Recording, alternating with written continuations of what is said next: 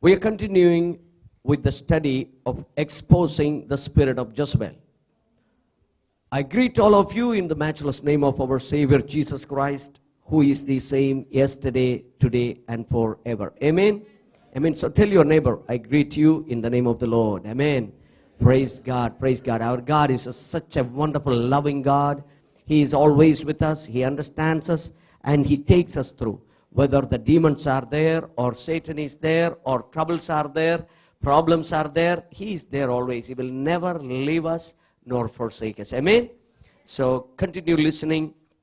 I started this topic last week. It's there on YouTube. You can watch. It's a good study material which you will be able to find answers when you go through trouble. God willing, maybe later, I may bring out as a book on this topic. I desire this. The moment I start studying this, this is a very rarely spoken and understood subject. So it's better we will just bring it in the form of a book later. Now, I will just rehearse what we were told last week. The book of Revelation chapter 2 verse 20. Revelation chapter 2 verse 20 says, notwithstanding I have a few things against you, because you suffer that woman Jezebel, which calls herself a prophetess, to teach and to seduce my servants to commit fornication and to eat things. From there it goes on. Now that woman, it's a term which we need to understand. That woman. God speaks about a particular person, a particular spirit. So there are two women in the whole Bible displays the subtle work of Satan. One is that is called Jezebel. 1 Kings chapter 16 verses 30 and 31 it says, Jezebel is the wife of Ahab, king of Israel in the Old Testament. In the Revelation, the book of Revelation chapter 2 verse 20 says, she is a self-made prophetess in the book of Revelation. So that means these two ladies you will see in the book, in the Holy Scripture. Her nature is, the spirit is dormant in nature. It lies in person who have wounds and hurts. It wakes up when emotions are hurt. I'm not just getting into more details. Now, from 1 King chapter 19 verses 1 and 2, last week I gave a wrong reference. It is 1 King chapter 19 verses 1 and 2. It says about her nature, little bit. This spirit has anger, bitterness, and retaliation methods. Now, just read this. Now Ahab told Jezebel everything Elijah had done and how he had killed all the prophets with the sword. So Jezebel sent a messenger to Elijah to say, may the God deal with me, be it ever so severely, if by this time tomorrow I do not make your life like that of one of them. She has anger and bitterness, and she has retaliation methods. This happens many times. You come across with this, either in you or outside. Sometimes we plot. That's a work of Jezebel's spirit. In detail, when we go through it, I said about massacre or destruction. 1 King chapter 18 verse 13. 1 King chapter 18 verse 13. 1-3. 1 King chapter 18 verse 13.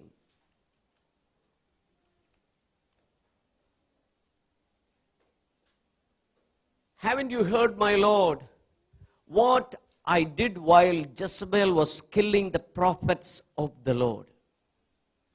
She destroys the prophets of the Lord. Prophets are spokesmen of God.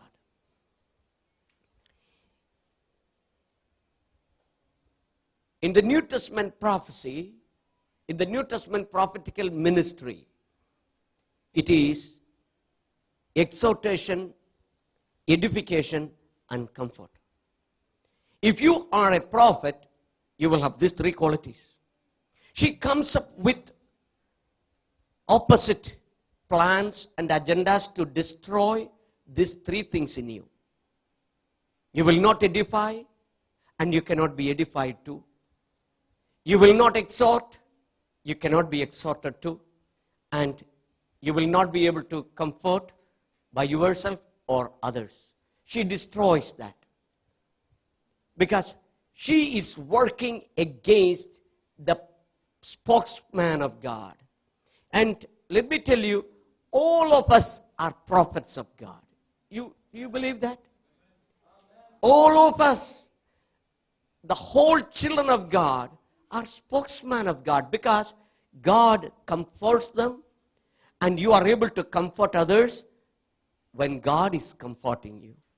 When you can exhort others, when God comes in your life to exhort you, to take you to different level. If you haven't got these three experience in your spiritual life, you need to desire for that. Lord, I need that exhortation from you. I need encouragement from you. When you are down, depressed, God speaks through the word and encourage you. When there was nothing around, there was no help of King David, he said, from where my help comes from? My help comes from the Lord who made heaven and earth. The Lord is my shepherd. I shall not want. He is encouraged. Children of God, you are a prophet in the presence of God. You never forget that. You are a spokesman for God. God wants to send you to people, to society, to places where God's love is not shared. You are a spokesman. You are an evangelist. And the devil works with the main thing is he works against the evangelical group. The evangelist is the spokesman, prophetess or prophets, and destroys them, tarnish them, take their reputation down. This is what happens when you truly start serving God. Trouble comes from all over, within the church, outside the church, at home, outside home, everywhere, at workplace, you get trouble. That's the time you need to think about, hey, something is strange here. Something is working against me. What is it? And you study the nature of this, the whole episode of your life, you will find only this spirit works in that way. Slowly it works. We need to uproot it. The second thing is, this spirit is an instructing type. It instructs. It just commands. 1 Kings chapter 19 verse 2. A boasting nature. A boasting nature. So Jezebel sent a messenger to Elijah to say, may the God deal with me, be it ever so severely, if by this time tomorrow I do not make your life like that one of them. Because Elijah obeyed the word of God, and he killed almost about 850 prophets of Baal and Jezebel. And she said, yes, I am giving you this command that tomorrow you are no more. Sometime they threatened. The spirit threatens through somebody else. It comes up, it terrorizes you, instructs you, and that instruction made Elijah to run away. He doesn't want to be there at home. He doesn't want to be there in that place anymore. And he ran and he said, I want to just commit suicide. Or I just want to die. I am not better than my forefathers. That's what he spoke to God. See, many a time, you may not be interested in going to your home sometime. Because at home, there is friction, problem, fire, trouble. Noises are heard. Shoutings, all these things happens, and then by end of the work day, office hours, you don't want to go. Oh, if I go there again, that rain is going to start. The thunderstorm is going to start. And when it comes to evening, oh my God, how I am going to sleep today. I may not have the sleep. It is the work of Jezebel. Nobody else. It is the work of Jezebel. The pressure within you just increase. It increases. It comes up here, and you don't want. Sometimes you think about divorce. You don't have any interest in your children. You don't want to look at them. This kind of things, why it is, you are a child of God and She wants to see that, this spirit wants to see that your family is broken. This spirit wants to see that your ministry is totally dismantled. You will not live the name of Jesus Christ anymore. He will tempt you to commit things which are not supposed in your life. In the other side, spirit of Jezebel enters in the church, not through like in a normal believer. It comes in the church through the worship team plus the intercessory prayer. Through this group, they enter in. They take a legal ground slowly. But we cannot just identify who is having the spirit of Jezebel.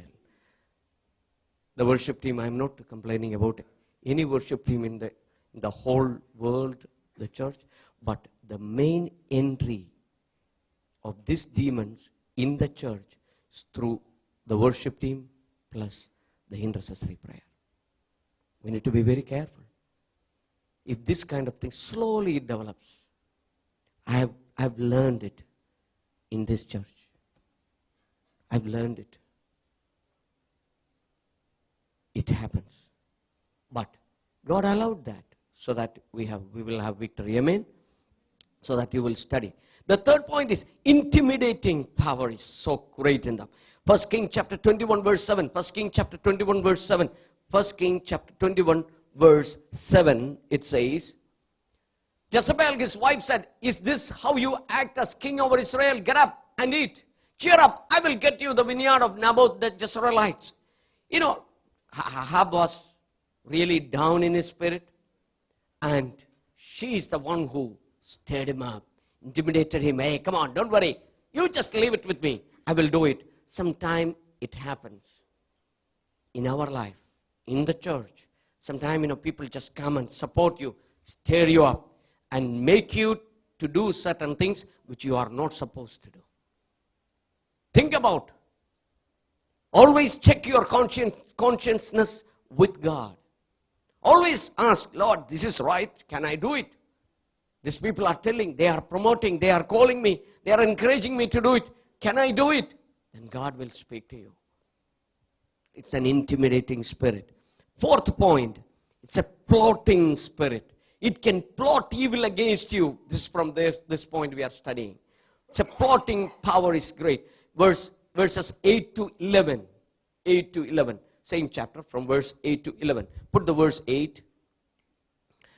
So she wrote letters in Ahab's name, placed his seal on them, and sent them to the elders and nobles who lived in Naboth's city with him. Now, this spirit, without the knowledge of him, she only spoke with this. And she started doing things. Sometime in the church, at home, workplace, they use the boss's name. In the church, they will say, Pastor said. No, Pastor doesn't like, don't do this. That happens. In the workplace, they will say, no problem. Don't tell manager, no, don't worry. I will take care about it. But you will be in soup after some time. This is the kind of spirit it is. She uses the authority of someone and exercise it on somebody. Very, very careful. Those who are in office, this very often it happens. Wherever there is leadership, it happens. Because to destroy you, dismantle you, make you peaceless, she works. The spirit works.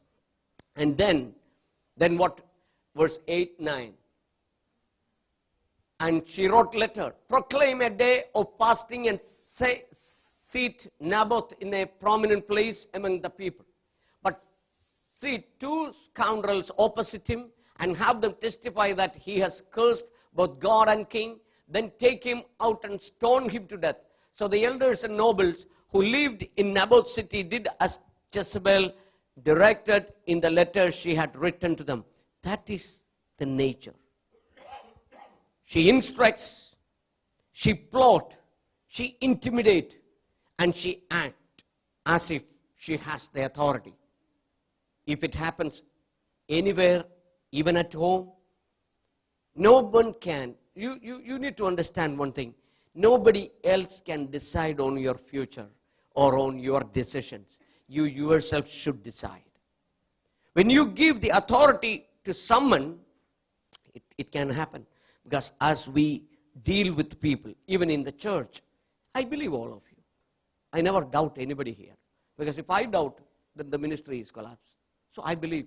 Whatever you say, I believe it. But sometimes it's a problem. That's the thing. That's what we need to be very sensible and discernful. What is right, we need to do it. Sometimes we go, we travel a long distance and then you realize, oh, I made a mistake. But that's a time you need to come back. Never stay there. Never continue what you were doing. Stop and return to the Lord and say, that, Lord, I need your help. I made a mistake. I took a wrong turn. I decided like this. I was carried away by this, but I really want to come back. And then God will help us. It's very, very, very dangerous spirit, this Jezebel's power. But it's not that powerful, but she plays the subtleness in our life. She plays subtleness, very cunning. Make it make it so attractive that you will fall in the trap of her. So be very careful about this. Now, up to verse 11 we read. Okay, now the groupism and tarnishing power of her is higher. As you have read this, just see this. 1 King chapter 21 verses 12 to 14. The same chapter only, verses 12 to 14.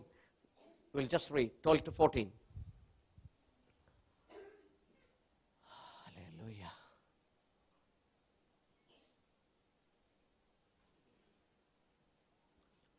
Hallelujah. They proclaimed a fast and seated Naboth in a prominent place among the people. Verse 13. Then two scoundrels came and sat opposite him and brought charges against Naboth before the people, saying, Naboth has cursed both God and king. So they took him outside the city and stoned him to death. Verse 14. Then they sent word to Jezebel, Naboth has been stoned and is dead.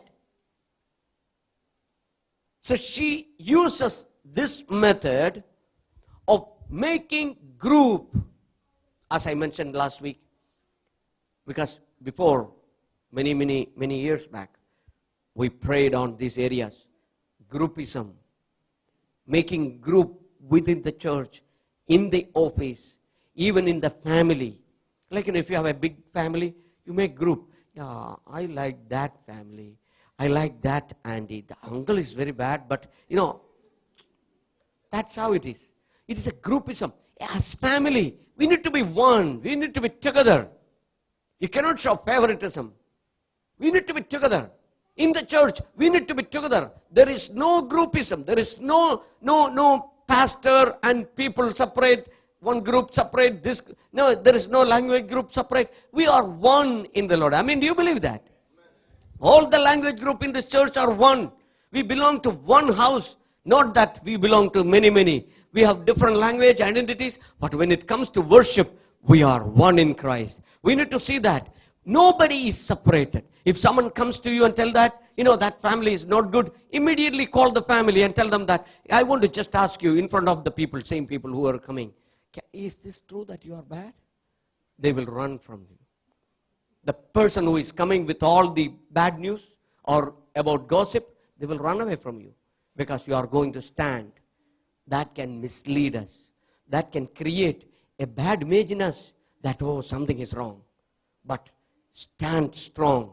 You may think that, no, I cannot just say like that. What they will feel. No, nothing. Don't worry. Maybe you are going to escape from a big grave. From a big disaster.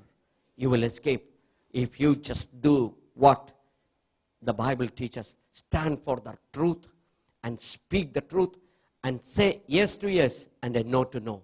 No one should take your right and privilege and exercise that over somebody. Amen? It's very important. And they have no shame, no fear. No shame. You can identify many incidents and situations in your life, even in outside. Sometimes people have no shame to do anything when it comes to power, authority. They will do anything. That's it is not a good character in children of God, because we have a meek spirit. We have a God who is always in order. We will never do any mistakes. If as long as the Bible says that as many as are led by the Holy Spirit, they are the children of God. Everything will work fittingly, not like one missing the other. When it happens, even in worship, even in thanksgiving, even when we say praise the Lord, even when we read the word, even when we converse with others, there will be peace. If something is missing, there is a problem that we need to identify. Why I am not able to relate to others in a peaceful manner? You need to really understand and start asking God so that He will take you out. Now the sixth point is, it's a staring spirit. It can stare you. It can come in disguise. Sometimes they will invite you to their home. Sometimes they will supply whatever you are in need and make your spirit so stirring that you will do what they say. You will close your eyes when they are making mistakes. You will just support them. That's the power of the Spirit. 1 Kings chapter 21 verse 25. 1 Kings chapter 21 verse 25. There was never a man like Ahab who sold himself to do evil in the eyes of the Lord, urged on by Jezebel his wife, or stirred by Jezebel his wife. There was never a man like that. It is recorded in the Bible. Another man's name is mentioned, not on the evil. About Solomon, God said, there will not be any man born, and even afterwards also will have the wisdom. In opposite of this man, this king is mentioned, who had the anointing of the Holy Spirit over him. He was a prophet for Israelite in the priesthood order. And the word of God says, there was never a man who did evil in the sight of God. How much influential this Jezebel spirit is, you think about. He can mislead you, make you a fornicator, an adulterer, an immoral person, and take you through. But you will never understand the mistake what you are doing. Ahab did it. He made everything to destroy the holiness and the covenant of God in Israel. Now, how you can uproot this? How you can take victory? That is the theme what we are going to study now. It is by prayer, nothing else. It is purely by prayer. Not like you will just command. No, don't command. Just keep praying. There is a day God sets on that so that it shall be uprooted totally. You are going to study about it. Isaiah chapter 10 verse 27 says, Isaiah chapter 10 verse 27 says, and it shall come to pass in that day, that woman, that day. It's very important. Certain terms, certain words, when God speaks, it has a powerful meaning. It says that in that day, their burden will be lifted up from your shoulders, their yoke from your neck. The yoke will be broken because you have grown so fat. It doesn't mean fat. It is because of the anointing. The yoke shall be broken. Fat means the anointing. So in that day, which is that day? There is a day. Sometimes you will be hurrying yourself. You will be praying. You will be crying out and say, Lord, I cannot. I have explained to you last week. I struggled much and much. I cried. Sometimes I used to stand there and cry while you are worshiping on that podium area. Not that podium, that stage. I used to cry within my heart. Lord, what is happening? No worship. We are not able to enjoy it. I cannot feel your presence. What is? I used to cry. But today, we have victory. We are, at least from after the prayer, we are starting on time. And it is beautifully, it is working. That day of prayer, the day of prayer, there is a day God set. In all our life, there is a day set. Now, his burden shall be taken away from off your shoulder, and his yoke from off your neck, and the yoke shall be destroyed because of the anointing. Nahum chapter 1 verse 13 says, Nahum chapter 1 verse 13 says, for now will I break his yoke from off you and will burst your bonds in sunder. Now I will break their yoke from your neck and tear your shackles away. God says this is the two strong promises God speaks to his children, that you wait for my day to come. But you do not never be frustrated and disappointed and just don't go. It is coming, that day. That day is the day of prayer. You are going to study that. Now, Elijah's ministry of uprooting the spirit of Jezebel's foundation. You need to understand this. That is purely prayer. Elijah's ministry was to uproot the spirit of Jezebel foundation. 1 King chapter 17 verses 1 to 9. 1 King chapter 17 verses 1 to 9. And Elijah the Tishbite, who was in the inhabitants of Gilead, said to Ahab, as the Lord God of Israel lives, before whom I stand, there shall not be dew nor rain in these. Verse 2. Then the word of the Lord came to Elijah. Verse 3. Leave here, turn eastward and hide in the Kerith ravine, east of Jordan. Verse 4. You will drink from the brook, and I have ordered the ravens to feed you there. Verse 5. So he did what the Lord had told him. He went to the Kerith ravine, east of Jordan, and stayed there. Verse 6. The ravens brought him bread and meat in the morning, and bread and meat in the evening. And he drank from the brook. Verse 7. Sometime later the brook dried up because there had been no rain in the land. Verse 8. Then the word of the Lord came to him. Verse 9. Go at once to Zarephath of Sidon, or what is it? Sidon, and stay there. I have commanded a widow in that place to supply you with food. Now you listen to me. Elijah, God told him to go and speak to Ahab, because God decided to destroy the foundation of Jezebel. And God asked him to hide in one place. The hiding place which God shows spiritually is the prayer chamber. How many hours you hide daily in prayer? Your hiding place is the prayer chamber. No one can touch you when you are praying. Nobody can look at you when you are praying, because you are soaking yourself under the wings of God and sitting that in a cozy place. You will just love the Lord. How, the chickens are under the hen. You love the Lord, and you will just speak, Lord, I love you, I thank you, you are so holy. That's what, when we worship, from your heart you start worshiping, and you tell the Lord that it is not that the singers are singing, so you have to say. No, you will just say that, Lord, I thank you, you are holy. I am here to worship you, Lord. I love you, and I love you. The presence of you makes me more comfortable. When you are in trouble, run to the prayer chamber. Run to the hiding place. And you will hide.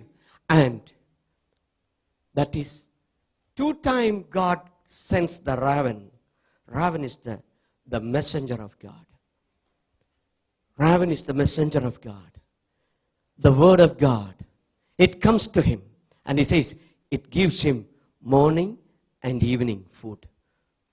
The studying the word, praying, listening from God, skipping one meal.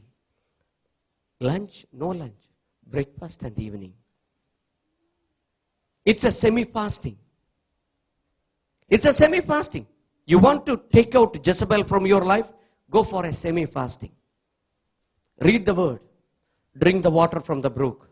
That is the living water. That is the Holy Spirit. You start drinking the water inside. Take the power of. Nothing is happening. Jezebel is more powerful. She is doing more aggressively. Don't worry about it. Never mind. But you be in the hiding place and start praying and reading word and meditating. You know how many years I am praying for this breakthrough? Many years. But I always say, hey, come here, I'm coming. I'm coming, I will have victory. I will take victory over you, definitely. And I ask the Lord, give me victory over this. day and night, day and night, you must be praying. A semi-fasting. Sometimes you will commit yourself. Yes, I will fast. I need a breakthrough. But you need to keep praying. And God did that. God did that. And then what happened? Then what happened? Then the Lord said, then the Lord told him to go to Kerith. And then after some time, see now this you need to understand. He was in the place of Kerith. And say now, let us think about before it was a rainy season. And once the rainy season finishes, that's why the water is there. And the summer came. So how many months you can think about? How many months you can think about 2 seasons? There are 4 seasons. So 2 seasons comes to 6 months. 6 months period time, he was there in the land of the Kerith, whatever is there. He was just doing the semi-fasting and praying. He was there, preparing himself. Not like getting ready, I want to kill this, I want to destroy. No, he was silently doing the prayer fight. And he did it. And once that 6-month period came, everything dried off. That the initial experience is gone. Now, the Lord said, go to another place. Now, the place of your preparation is over.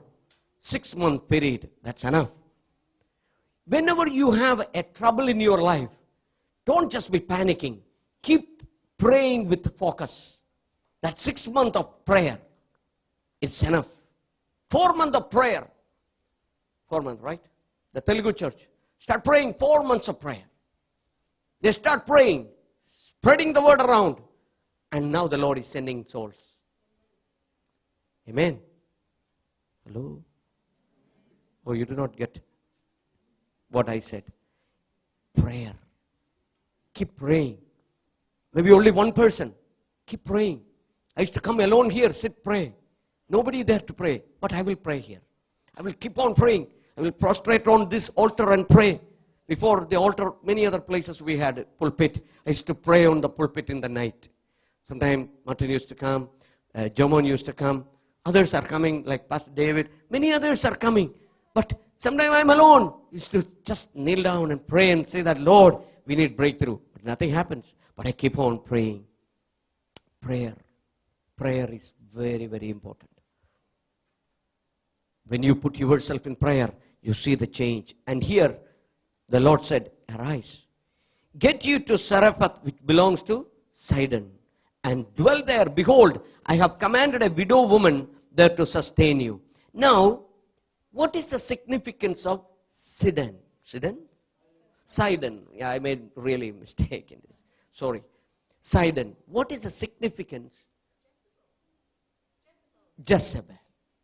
That's what it is. Now you see, 1 Kings chapter 16, verses 30 and 31. 1 Kings chapter 16, verses 30 and 31. And Ahab the son of Omri did evil in the sight of the Lord above all that were before him. And it came to pass as if it had been a light thing for him to walk in the sins of Jeroboam, the son of Nebat, and that he took to wife Jezebel, the daughter of Ethbaal, king of Sidonians. 1 Kings chapter 16, verses 30 and 31. 1 Kings chapter 16, verses 30 and 31. She belongs to the place called Sidon. And she belongs to that place. Her seat, her throne is in that place. She exercises her authority, plans every scheme, every activity she plans from a place. Principalities and powers have certain places. And she exercised that from that place. So after 6 months of preparation, God said, now you enter into the territory. Now, it's very important. When it comes to spiritual warfare, this technique is very, very important. Otherwise, you will be beaten up. You need to prepare yourself, arm yourself, then you enter into warfare. Otherwise, it will be a failure. It will be a failure. God prepared him and told him, now you go. Now you can go. But you think about it, Elijah. He's a very powerful man. He's a mighty miracle working person. He did everything. Whatever he commands, it happens. But God said, that's okay. It is not through your power. It is through my wish and my choice. See, one thing, those who operate gifts, those who have faith, those who know the word, one thing you need to realize that when you stretch your hand, if God is stretching his hand over you, it is futile. It is nothing, no effect. But when God stretches, see, anybody whom we lay hand, maybe great miracles happen. But one thing don't ever forget. When you stretch, God's hand comes upon you. Without that, no miracles happens. I'm so thankful that God is using our people among many. When you lay hand, when you pray, God is just touching them. That's a grace. But here, he was a powerful man, but God said, that's all right. You are doing miracles. You are very good. But you have to prepare yourself in prayer. So prayer is very important. Then he said, go to this place where she belongs to. You need to identify the root cause of the problem. If in warfare, don't just think that through the name of Jesus Christ, I will cast out demons. You need to really identify where is the problem, who is the cause, how it is happening, how this is taking place. Go that location. Through prayer, you will know that this is what it is. And then what he did, then he started staying there for 3 years. Because the Bible gives an account of 3 years and 6 months. 3 years of warfare brought success in his life. But at the time when Elijah was taken up to heaven, still Jezebel is in power. Think about this. It's very important for all of us to understand. Sometimes you pray for answer, it may not come, and you give up. Never give up. 6 months of preparation for fighting a 3-year war. So when you have a job problem, when your visa is not stamped, when you have salary is held up, in family, at home, problems are happening, how many hours you are in prayer and how many hours you prepared yourself? You are not fighting with a minimal power. They are very cunning and subtle. They can do anything. When fight happens, understand this. The Spirit is at work. Somewhere the Spirit is at work. You need to soak yourself in prayer and ask God. Prepare yourself. Clear all the territorial areas. Clean your life. Check your life, whether it is right with God or not.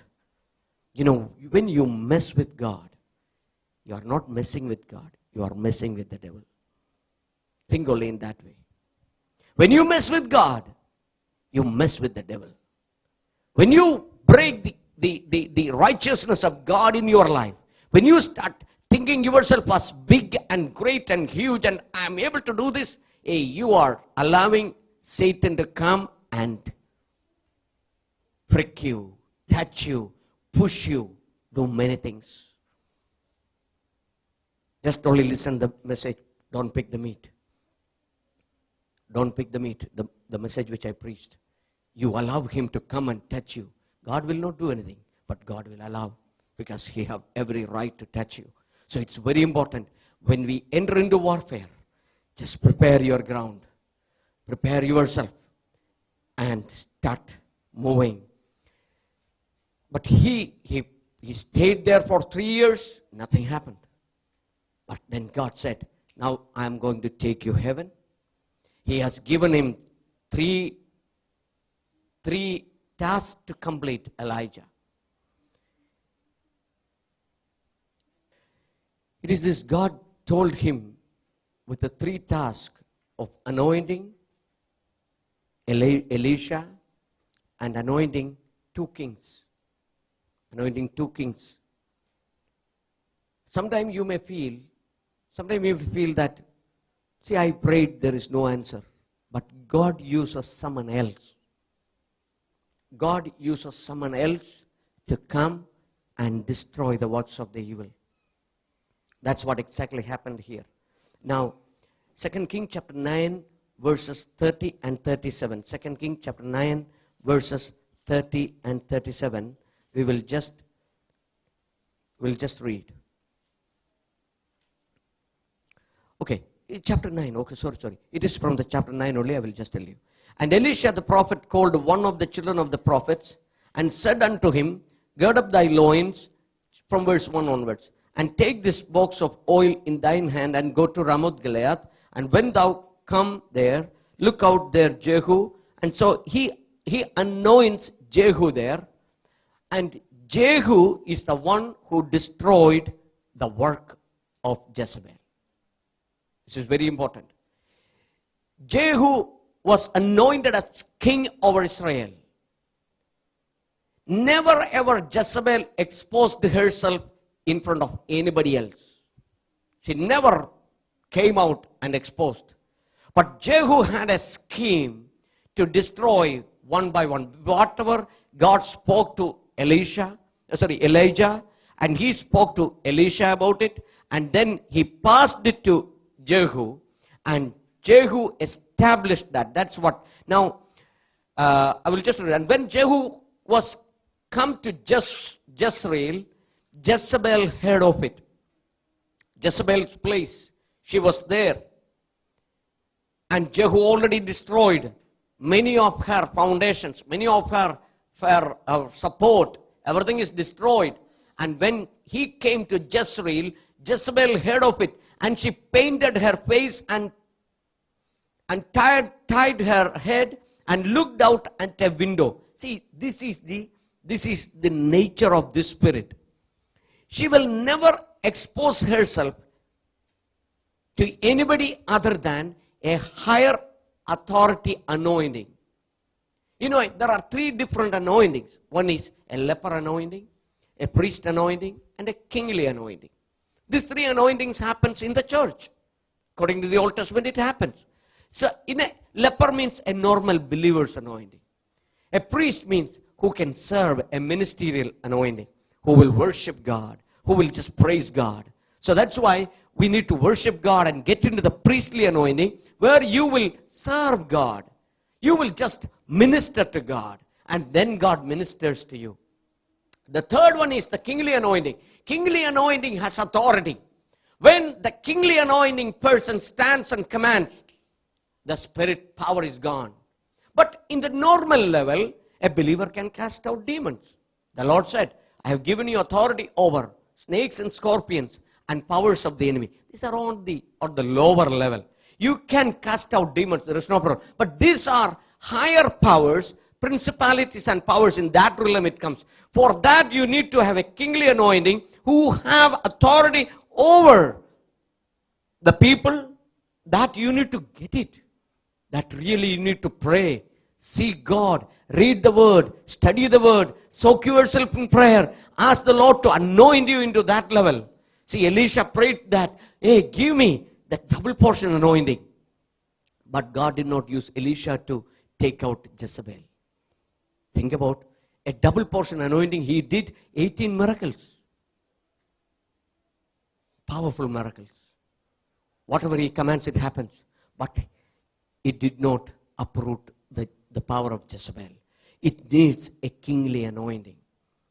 A kingly status where you command and it goes off. Now, when she heard the voice, or when she heard that, oh, Jehu has come, now she says, now I can talk to person. I can speak to him. That's what she thought. But the power and strength of the anointing of the Holy Spirit of God, it is so powerful that she failed immediately. And then what happened? And Jehu entered in the gate. She said, had Zimri peace, who slew his master. These are a lot of spiritual meanings. Jehu entered the gate. What is the gate we are talking about? You need to enter the gate. Which is the gate? And what is the gate? Gate is a door, right? And what is the door? And who is the door? Jesus Christ. See, it's very simple. It's very simple. You stand in the name of Jesus. You don't think about your anointing. You don't just misuse the anointing. It's very important. You may have kingly anointing. You may have double portion anointing. But you enter the gate and stay there. So you took authority. You took the territorial authority by entering at her gate. It's very important. When you cast out demons, you need to claim the authority and the territory. There you stand up and say that, yay. When you speak a word, they understand who you are. That's very important. And as he lifted up his face to the window and said, who is on my side? Who? And there looked out to him 2 or 3 eunuchs. And he said, eunuchs, where it is? Yeah. And he said, throw her down. So they threw her down, and some of her blood was sprinkled on the wall and on the horses, and stepped her underfoot. And when he was coming, he did eat and drink, and said, go see now this cursed woman, and bury her, for she is a king's daughter. And they went to bury her, but they found no more of her than the skull and the feet and the palms of her hands. Why they came again and told him. And he said, this is the word of the Lord, which he spoke by his servant Elijah the Tishbite, saying, in the portion of Jezreel shall dogs eat the flesh of Jezebel, and the carcasses of Jezebel shall be as dung on the face of the field in the portion of Jezreel, so that they shall not say, this is Jezebel. Totally removing the physical presence as well as the spiritual presence of this demon can only be done through the kingly anointing. It is wiped out. And she never exposed. And the truth is, the secret things belongs to the Lord. You know which verse is that? Secret things belongs to the Lord, and things which are revealed, it is for us and it abides with us. Which is that verse? You are reading which book? Deuteronomy 29:29 says, secret things belongs to the Lord. Now she never exposed, but at the voice of Jehu, she opened the door and he saw her. If you can see this demon, she will abide with you. Any demon, anything, in the spiritual realm, you need to really look at. See, he looked at the window and saw her. You must know little things when it happens. Hey, come on, take care about it. Seek God in prayer. Go for a semi-fasting. Keep on asking God to reveal who is this, where it is, how this happens. It is purely through prayer, nothing else. Devil may work in any forms, but we stand in the name of Jesus Christ. We don't use our own privileges and gifts, what God has given. We use one-to-one basis. That is Jesus Christ and you. And just start exercising the authority and ask for the anointing to come upon you so that it shall be destroyed. And Jezebel's, even the physical evidences are no more in Israel. Today, in the light of the word of God, let me tell you, Jezebel will never enter in this house anymore. Do you believe that? She cannot enter in this house anymore. Hallelujah. Because the physical evidence as well as the spiritual evidence is already destroyed, and it is revealed to us. And I have seen her many times. And it is done. Today I was so glad that we could start dot 9 o'clock. That's the first day we started on time. Amen, Jesus, hallelujah. And now it's only 11 o'clock. We are just finishing. Before it is very tiresome and very tough. But no need to boast on this. Keep praying and praising and carrying the church in your prayers. Ask the Lord that, Lord, let your divine protection come up. No subtle work of the enemy to come in this place anymore. Use all of us for your glory. I want you to close your eyes.